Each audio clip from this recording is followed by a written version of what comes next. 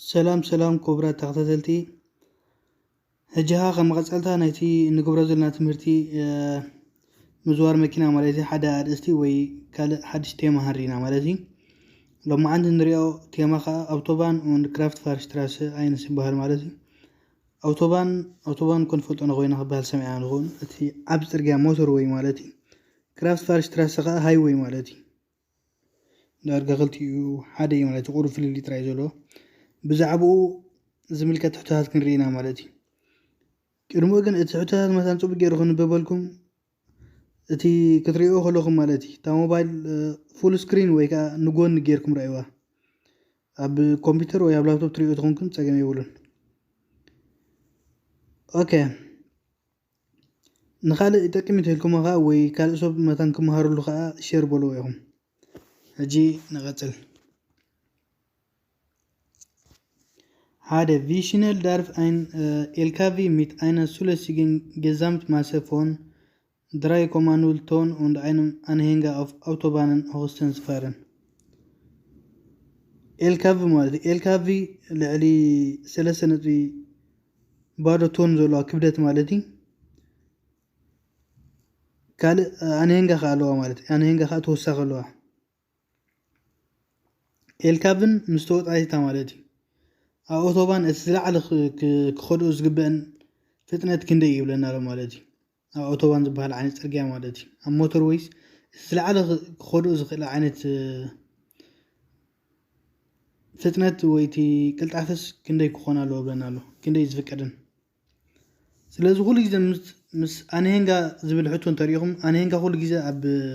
ተወጣጢት ማለት እዩ ኣብ ኣውቶባን ይኹን ኣብ ዝኾነ ሰመናት ከይጥራይ ዝግባእ ማለት እዩ ኣብ ኣውቶባን ወይ ኣብ ክራፍት ፋርሽትራስ 80 ኪሎሜትር ኣብ ሰዓት ጥራይ እቲ ቅልጣፈ ዝፍቀዳ ማለት እዩ ኦኬ ክልተ ቫስጊልት ኣብ ኣውቶባንን ኣብ ኣውቶባን እንታይ ማለት እንታይ ዝፍቀደካ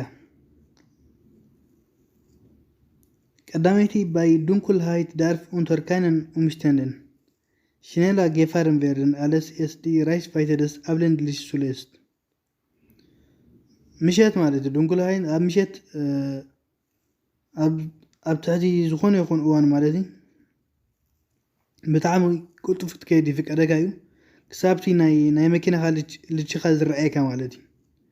ኣብ ለንድ ልች ማለት እቲ ናይ ቀረባ ልቺ ማለት እዩ ንሱ ክሳብ ዝረኣየካስ ብዘይ ዝኾነ ይኹን ፀገም ቁልጡፍ ክትከይድ ትኽእል ኢኻ ብለና ኣሎ ኣብ ኣውቶባን ኣብ ግዜ ምሸት ጌጋይ ማለት እዩ ካልአይቲ halten auf der Fahrbahn und auf dem Seitenstreifen verboten ኣብ ኣውቶባን ከዓ ደው ምባል ኣይፍቀድን ጠቕላላ ደው ክትብል የልካ ምክንያቱ ልዕሊ 100 ገለን ዝኸዳ ዘሎ መኪና ደው ትልካ ብዙሕ ሓደጋ ክፍፀም እዩ ማለት እዩ ጠቕላላ ደው ምባል ኣይፍቀደካኒ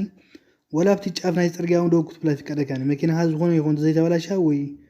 ዝኾነ ምክንያት ተዘይብላ ማለት እዩ ደው ክትብል ኣይፍቀደካኒ ናልባት ከተዕርፍ ተሪኢልካ ግን መዕረፍ ቦታታት ሓሊፉ ኣለዎ ማለት እዩ ኣውቶባን ፓርኪን ዝበሃል ኣሎ ኣብኡ ከይድካ ከተዕርፍ ትኽእል ኢኻ ማለት እዩ እምበር ኣብ ኣውቶባን ደው ምባል ኣይፍቀድን እዚኣ ቁንዕትላ ማለት እዩ ሩክቬርስ ፋርን ፈርቦትን ኣብ ኣውቶባን ከዓ ንድሕሪት ገጽካ ምዝዋር ኩልኩል እዩ ማለት እዩ ኦኬ wo ist das wenden verboten wenden ከዓ ኣብቲ ፅርግያ ማለት እዩ ኣብ ኣኻልኻስ እፅፍ ኢልካ ምምላስ ማለት እዩ ምጥዋይ ወይ ተዓፂፍካ ምምላስ ኣብቲ ፅርግያስ ኣበይ እዩ ኩልኩል Auffeld oder Waldwegen ab normal ማለት በረኻ ዓይነት ዝኾነ ይኹን ብዙሕ ተኣሽሙ ዘይብሉ ማለት እዩ ዝኾነ መካይን ገለመለ ዘይብሉ ወይ ከምዚ ጫካ ዓይነት ዘለዎ ማለት እዩ ኣብ ተቃጫካ ከምዚ ጎልጎል ዓይነት ናፃ ማለት እዩ ኣብ ውጥኡ ትኽእል ኢኻ ወላን ፀገም የብሉን ቀዳመይቲ ኩልኩል ኣይኮነን ማለት እዩ ካልአይቲ auf Kraft Fahrstraßen ኣብ ሃይዌይ ኩልኩል እዩ እታ ኣብ ኣውቶባን እውን ርኢና ኢና ብዝቀደም ማለት ኩልኩል እዩ ኣብ ዘን ክልቲአን ምጥዋይ ብጣዕሚ ኩልኩል እዩ ማለት እዩ ራበይቲ Sie fahren schon lange mit hoher Geschwindigkeit welche Auswirkungen kann dies haben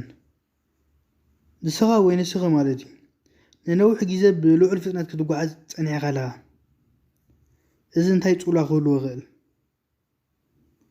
قدامتي das gefull for die Geschwindigkeit lässt nach سنات كان أي قلت أفس سمعيت يقودل بنالو يقودلي مالتي اندحر نوح كي زبو تقعيسكا بوطرع تقعيز من سكا مالتي أبيناي كسبال أبيناي يتفاكا مالتي سالسيتي ناين سوري كاليتي das gefull for die richtige Kurvengeschwindigkeit wächst እትናት ከስምዒትካ በትልክ ኣብ ጥዋይ ወይ ከምዚ ጥውይ ዝበለ ፅርግያ ዘሎ በትልክ ናትካ ፍጥነት ንክትዕፀፍ እትናትካ ስምዒታት ይውስኽ ብለና ኣሎ ጌጋ እዩ ማለት እዩ እንድሕር ብንሁር ትጓዓዝ ኣለኻ ወላ ሓንቲ ፁብ ጌርካ ክትዕፅፉና ይትኽእል ኢኻ ማለት እዩ ሓደጋ እውን ክስዕብ ይኽእል እዩ ሳልሰይቲ ዲ ኮንሰንትራሲዮንስፌሂካይት ኒምት ኣብ እዚ ኸ እትናትካ ምስተውዓል ይጎድል ብለና ኣሎ ፅቡቕ ኣሎ ማለት እዩ እንድሕር ነዊሕ ግዜ ብልዑል ፍጥነት ትጓዓዝ ፀኒሕካ እትናትካ ኮንሰንትራሽን ወይ ኮንሰንትራሲዮንስፌሂካይት ይጎድል ማለት እዩ ስለዚ እዛ ቀዳመይትን ሳልሰይትን ዘላ ቁንዓት ኣለዎ ማለት እዩ ኩሉ ግዜ ግን እዚ መልሲ ኣብ ሓደ ስቴሎ ወይ ኣብ ሓደ ቦታ ይፀናሕካ ማለት ኣይኮነ ንኣብነት ሕጂ እንድሕር ከም ብሓደ ሰመይስያ ዝኣውፅሩ ባዕተ ዘላቶ እቲ መልሲ ቀዳመይትን ካልኣይትን ክኾን ይኽእል እዩ ማለት እዩ ወይ ካልኣይትን ሳልሰይትን ክኾን ይኽእል ቀጻሊ እዩ ዝቀየር ስለዚ እቲ መልሲ ክንርድኦ ኣለና ማለት እዩ እቲ ቦታ ዘይኮንስ እቲ መልሲ ክንርድኦ ኣለና ኦኬ ሶሪ ሓሙሽተ es herrscht stärker Seitenwind von rechts wann sind sie beim Überholen besonders gefährdet እጂ ንፋስ ብጣዕሚ ኣሎ ማለት ናይ ጎኒ ንፋስ ብየማንካ ብጣዕሚ በርቲዑ ኣሎ ብለና ኣሎ እጂ ንዛ ቅድመና ዘላ ኢልካ ፍኻ ክንሓልፋ ደልና ኣለና ስለዚ መዓስ እዩ ሓደገኛ ዝኾን እዚ ብርቱዕ ንፋስ ማለት እዩ ቀዳመይቲ ባይም ፋር ሽትራይፍን ቬክሰል ናክደም ኡበርሃልን ምስ ሓለፍኳ ነታ መኪና ካብቲ ፀገማይ ናብ የማናይ ከብል ከሎ ክብለና ኣሎ እዚ ወላ ሓንቲ ፀገም የብሉ ማለት እዩ ቀዳመይቲ ባይም einfahren in den Windschatten des LKW ኣብታ ጎን LKW ክንኣቱ ከለና ማለት ክንሓልፈ ከለና ልክ ኣብታ ማዕራ ክንበፅሕ ከለናን ክንወፅእ ከለና እቲ ብርቱዕ ንፋስ ፀገም ዘምፀልና ማለት ክንኣቱ ከለና ምክንያቱ ንኣቱ ስለ ዘለና ካብኡ ይጉንፀካ ማለት እዩ ትወፅእ ከለካ ልክ ብቅድሚካ ይጉንፀካ ስለዚ ክትኣቱ ናብታ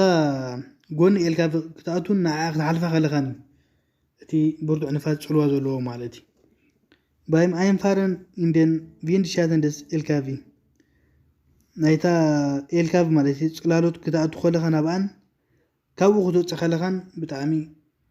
ሕማቕ ፅልዋ ኣለዎ ማለት ሓደገኛ ዝኾነ ፅልዋ ብርቱዕ ንፋስ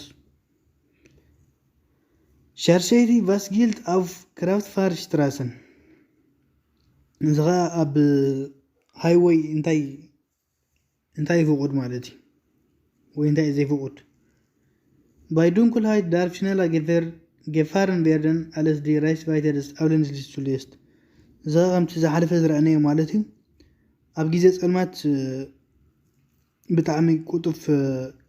ብቁጡፍ Geschwindigkeit ወይ ቀልጣፈ ፍጥነት ማለት እዩ ክዙር ፍቀደካ ይክሳብቲ ናይ ቀረባ ልቺ ትሪኦ ማለት እዩ ዝግን ጌጋ እዩ ካልእቲ ኣይንፋረን ንዋ ኣን ክሮይሲንገን ኡን ኣይሙንድንገን ናብቲ ሃይዌይ ተኣትወሉ ከዓ ኣብ መስቀላዊ መገዲ ዘለዎን ወይ ከዓ ኣብ መጥወይ ዘለዎን ጥራይ ኣብ ካልእ ክትኣቱ ይፍቀድ ነው እዚ ያለካ ዓላ ማለት እዩ ቬንደን ፎርቦተን ኣብኡ ተዓፂፍካ ምምላስ ኣብቲ ውሽጢ ፅርግያካ ብጣዕሚ ጌጋ እዩ ምክንያቱ ብልዑል ናሃር ዝጓዓዛሉ ተሽከርከርቲ ፅርግያ ስለ ዝኾነ ማለት እዩ اوكي شو عادها بملك فيديو ترى له حطي مالتي نستوعب كلاتنا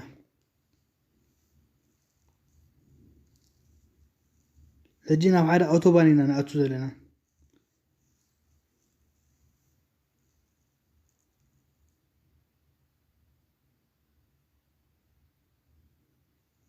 اوكي تعالوا نريا شو فيديو خلي يزن Wie sollten Sie sich jetzt verhalten? حجي انت هتقبر على كامالتي ቀዳሚቲ ich verzögere und fädele zwischen dem blauen Pkw und dem LKW ein. ቀስ ብል ብድሕሩ ኣብ መንጎታ ሰማያዊት ኤልካቭን እታ ናይን ሰማያዊት እታ ንእሽተይ መኪና ማለት እዩ ብቅድመና ዘላ ክንሪኣ ናብ ስእሊ ንሪኣ ሕጂ እታ ብድሕረና ዘላ እምበር እታ ብድሕረና ዘላ ሰማያዊ መኪና ንእሽተይ መኪና ማለት እዩ ፒካፕን እታ ፃዕዳ ኤልካቭ ካ ዝረኣናያ ማለት እዩ ኣብ መንጎአን ይሕወስ ወይ ናብቲ ፅርግያ ኣቱ ብለና ኣሎ ካልአይቲ ich beschleunige und fädele vor dem LKW ein ብጣዕሚ ይቅልጥፍ ናሃሪ ገይረ ቅድምታ ኤልካቭ ይኣቱ ብለና ኣሎ ናብ ፅርግያ ማለት ናብ ትቐንፅ ንሕወስና ዘለና ሕጂ ናብ ኣውቶባን ሳልሰይቲ ich verzögere und fädele nach dem roten Fahrzeug እዚ ከዓ ድሕሪታ ቀያሕ ማለት እዩ ድሕሪታ ሳልሰይቲ ማለት እዩ እታ ኤልካቭ ላ እታ ሰማያዊት መኪና ብድሕሪ እዚ ከዓ ፈፂሙ ክኾን ዘይክእል ነገር ማለት እዩ ቀስ ኢለ ድሕሪታ ቀያሕ መኪና ብድሕሪ ሳልሰይቲ ዘላ ሕወስ ብለና ኣሎ ስለዚ እታ ቪድዮ ካልኣይ ግዜ ንሪኣ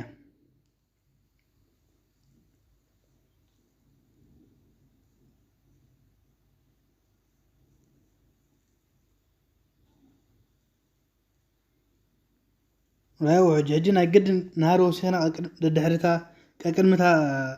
الكاف غنحوس علينا مالك سلسة تعمل سزيها ich beschleunige und fädele vor dem LKW ein okay was müssen Sie bei der Benutzung von Navigationssystemen und Straßenkarten beachten Navigationssystem ማለት ንኣብነት ማፕ ማለት እዩ ጎግል ካርታ ወይ ዝኾነ ቦታ ዝሕብር መሳርሒ ማለት እዩ ናቪ ኣብ ናይ ፅርግያታት ካርታ ወይ ማፕ ክትርኢ ከለካ እንታይ ከተስተውዕል ኣለካ እንታይ ናይ ግድን ከተስተውዕል ኣለካ ብለና ኣሎ ማለት እዩ ናቪ ክትጥቀም ከለካ እንታይ ከተስተውዕል ኣለካ ምስቲ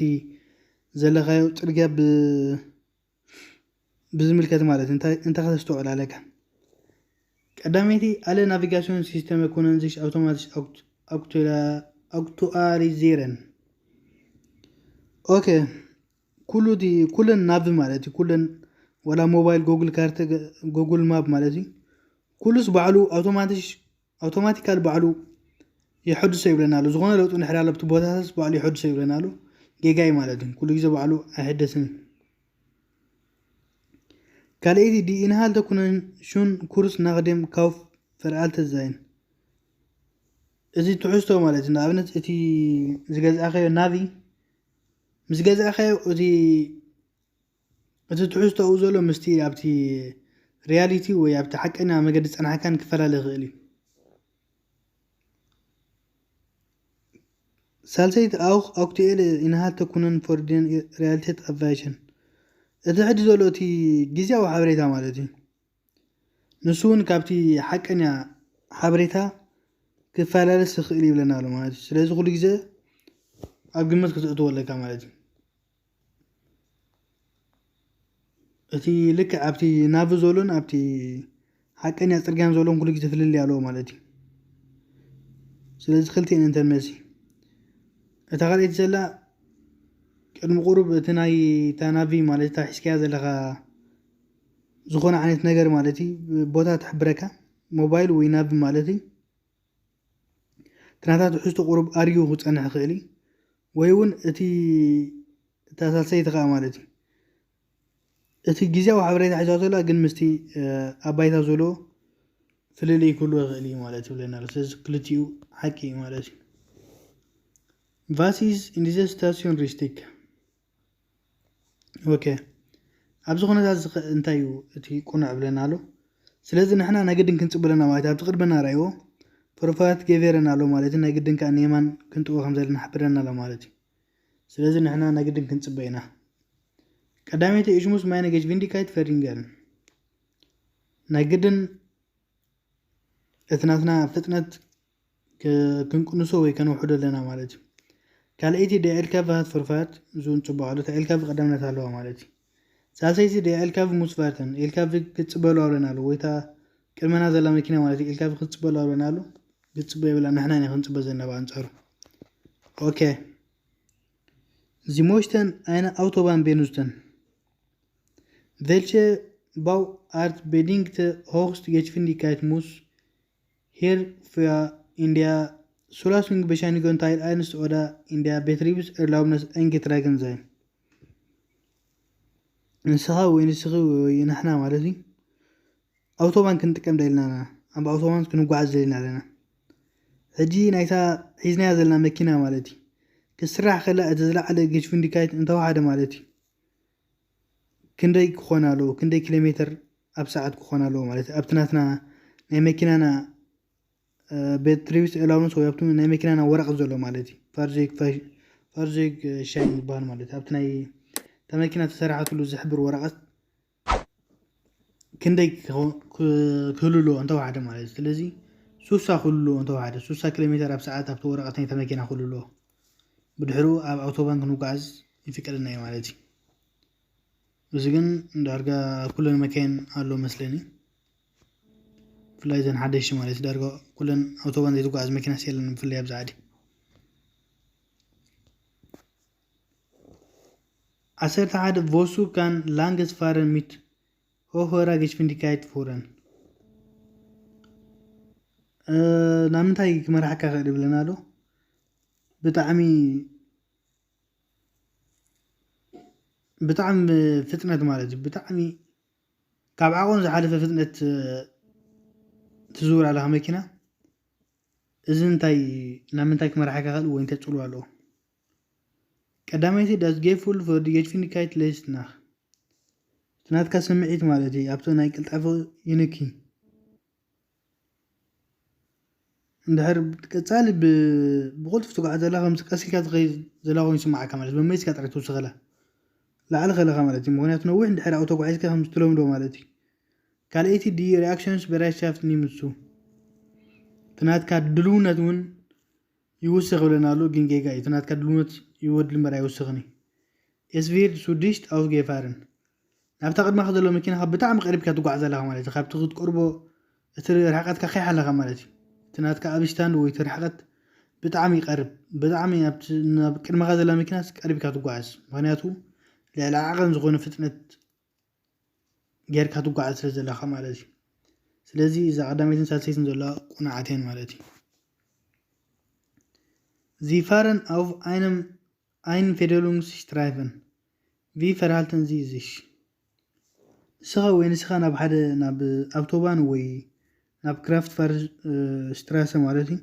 ናብኡ ዝሕውሰካ ናብኡ ተኣቱ ኣለኻ እቲ ኣይንፌደሉንስትራሰ ማለት እቲ መሐወሲ ማለት ናብኡ ተኣቱ ኣለኻ እታ መሐወሲ ፅርግያ እታ ኣይንፌደሉንስትራይፍን ትበሃል ዘላ እታ መሐወሲ ፅርግያ ዘላ ማለት ናብቲ ቀንዲ ፅርግያ ናብቲ መካይን ብዙሓት ዝጓዓዙ ዘሎም እተዊ መሐወሲ ንሳ እያ ማለት እዩ ስለዚ እንታይ ክትገብር ኣለካ ክትኣቱ ከለኻ ኣብ ከምኡ ትጓዓዝ ዘላ ሓጃ ትሕወስ ዘሊኻ ከለኻ እንታይ ክትገብር ኣለካ ኢማ ቡሱም ኢነ ደስ ኣይንፌደሉንስትራይፍን ፋረን ደወርት ኣናሃልተን ኡንዳን ኣይንፋረን ኩሉ ግዜ ክሳብቲ መወዳእታ ናይቲ መሐወሲ ስትራይፈ ወይ ናይቲ ፅርግያ ተጓዓዝ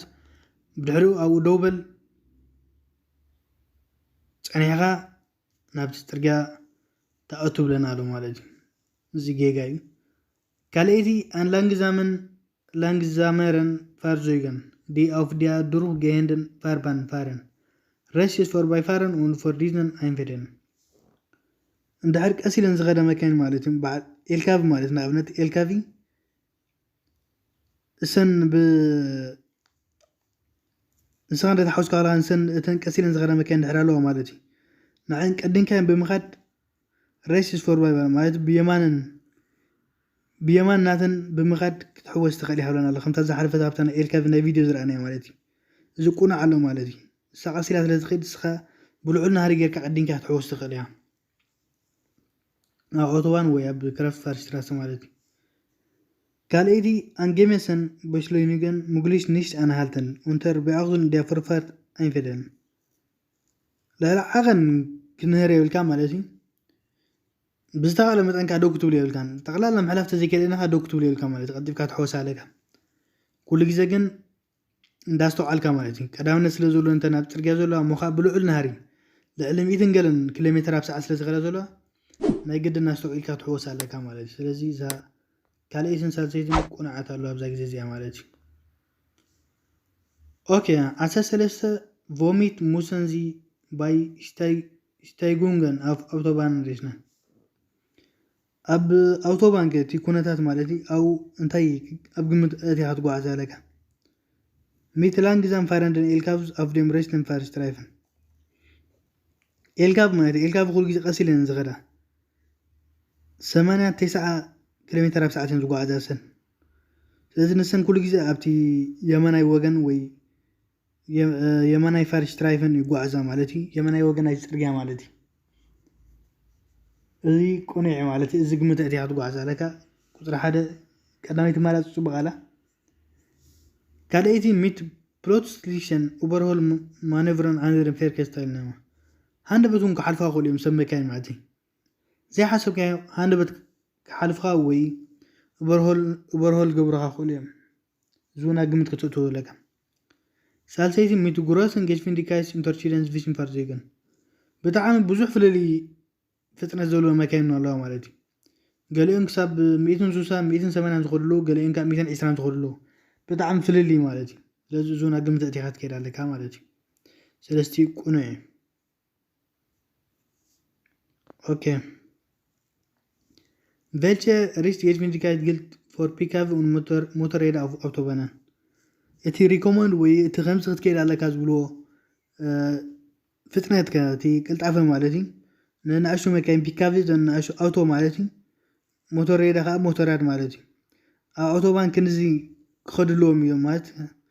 ግዴታ ኣይኮነን ብፍላይ ኣብዚ ዓዲ ሕጂ ግዴታ ይግብሩና ኣሎ ማለት ክሳብ ሎሚ ኣብ ጀርመን ግዴታ ኣይኮነን ሰብ ክንዲ ደስ ብሎ እዩ ዝጓዓዝ ማለት እዩ ግን እቲ ሪኮመንድ ዝገብሮ ማለት ኣሎ ማለት እዩ ክንደይ ኣብ ሰዓት ይሱ ብለና ኣሎ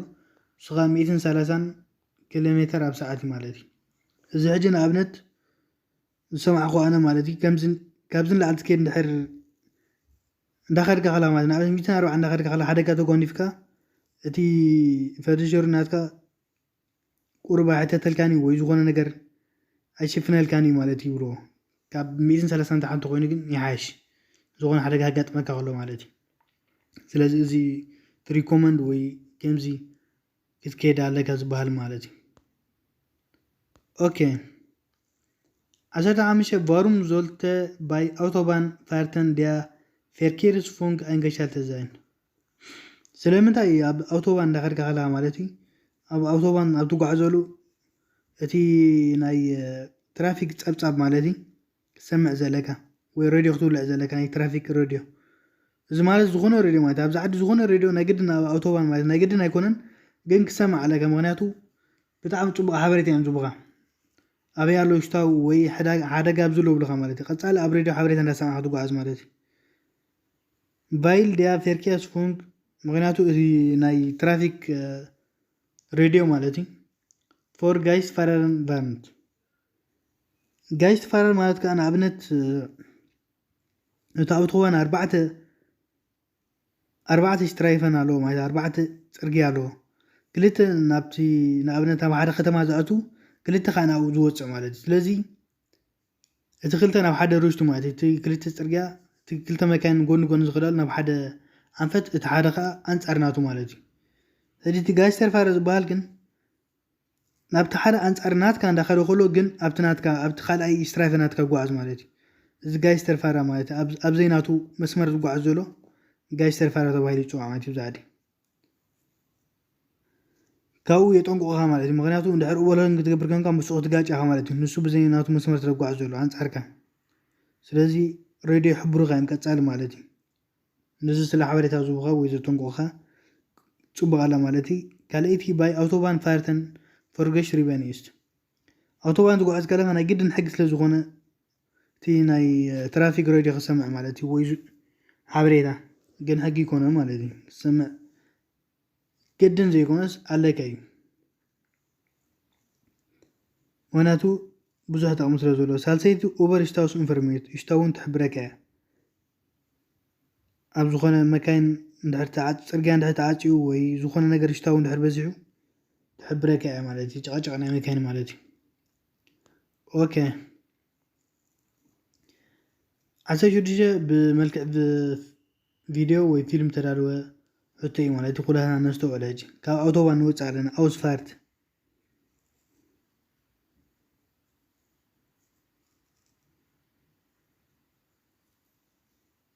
كابزينيو أوتوبان يكون مالتي تعبريتها تتبيل عن طريقهما اجت حطوهم رأينا تمليسنا تبيلهم رأينا دي فرالتن زيش يستريتك أفتح أوسفارت أنت ماكينة على رأيوه بو مجأتنا مالتي إذا حجي تقليل فتشي مخون زي بو مالتي تبع عليك ماكينة تقلل لا جيجا مقد خيدالو وناس أوسفارت رأي موصت رأي مرمتو يكونن أبزي جزء أنت هتجبر عليك وأنت يتقون عبلنا له إيش فارق مقوليش بايت ريس بقى بستغل المتن نب يمنا يوجن حيث قاعد عبلنا له كون على مالتي يتفيستن دي قدي بوليس هاي نقدم بوليس كأخذ عبر عليك مغنياتو بزي قبو ويجيجا عانت أكيد أتلزغيزو له مالتي بعد بتاع ماكينة سالتي إيش فارنا دم فارنا ميتشال وليس بيد كان ويبيشال بشارك مالتي تطنقوا مالتي وي بكلاكم تقبروا التغليها وي مبرهات مالتي ليش توبا جيركا وي اتنا يروحوا لشي ولا ادفع بالكا مالتي تطنقوا مالتي سلازي سلستي يكون على كلاي زنرا هادي حطه كاوتو وانوت علينا ابتو موت اجن حنت ماكينات مصنا لا مالتي سلازي سفتي مخون زي قبوي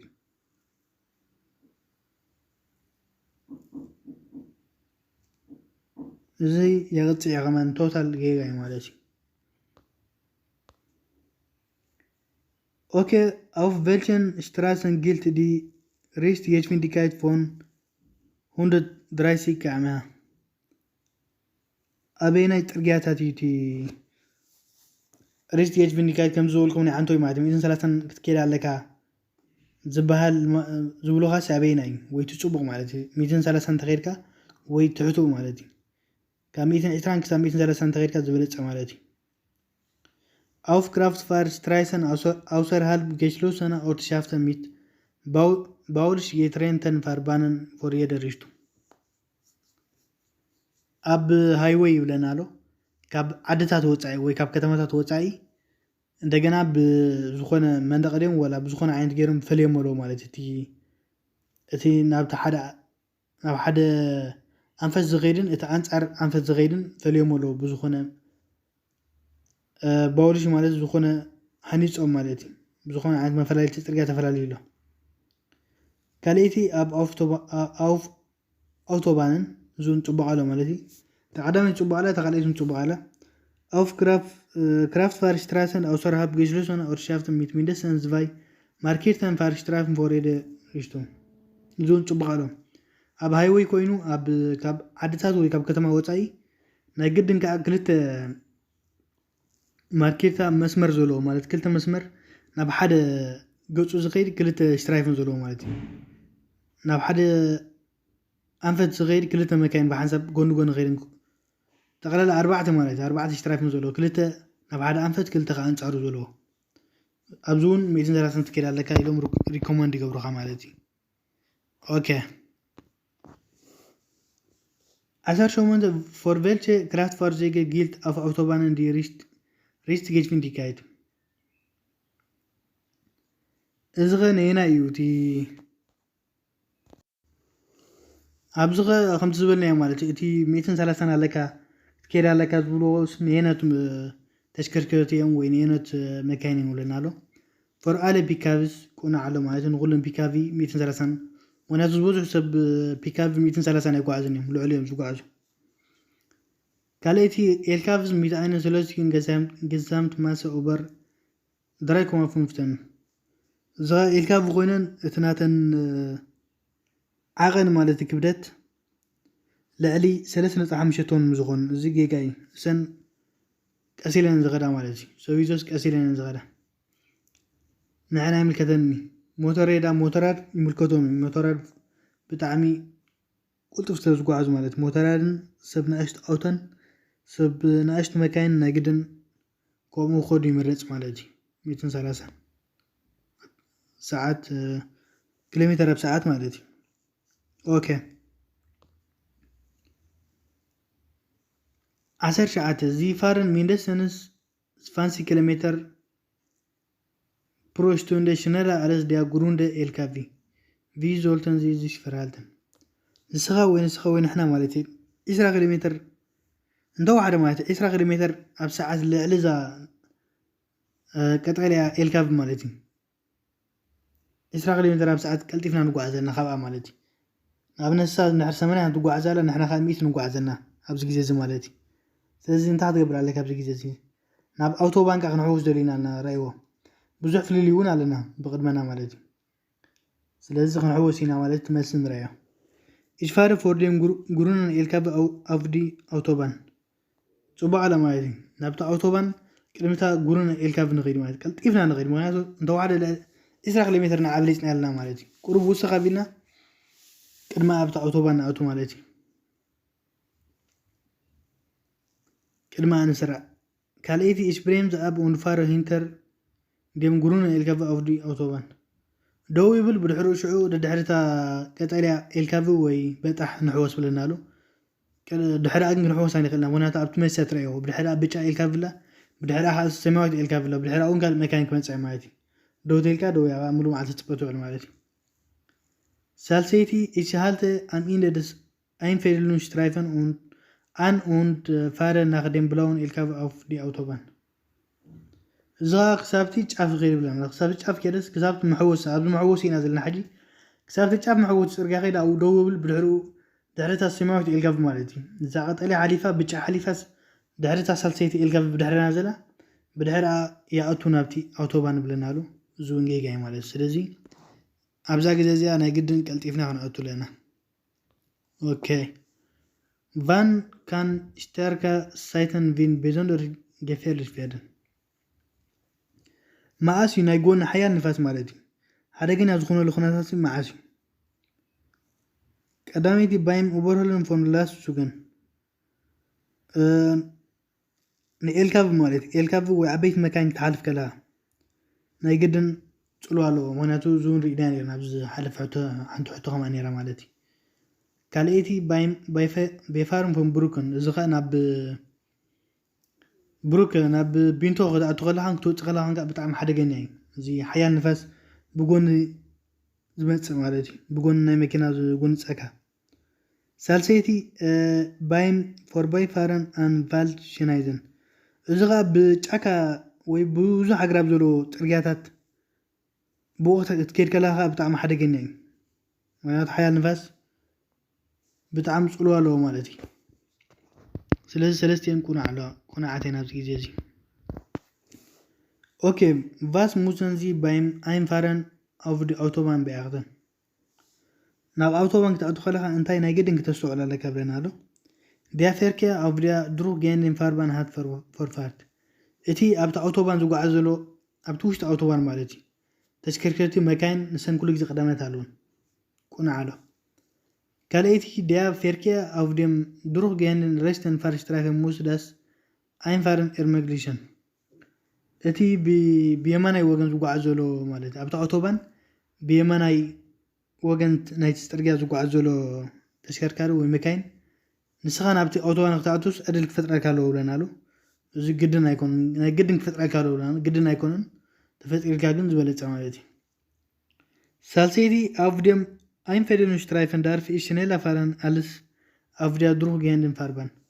ኣብቲ መሕወሲ ፅርግያ ኸ ይፍቀደካ እዩ ብጣዕሚ ፍጥነት ክትውስኽ ማለት እዩ ምክንያቱ ከም ዝረኣና ማለት በዓል ኤልካቭ ገለ ክትሓልፈን ወይ ነተን ኣብ ዘሎ መካይን ክትሓልፈን መጠን ብጣዕሚ ልዑል ናሃር ተፅቂንካ ናብቲ ኣውቶባን ትሕወስ ማለት እዩ እዚ ይፍቀደካ እዩ ኦኬ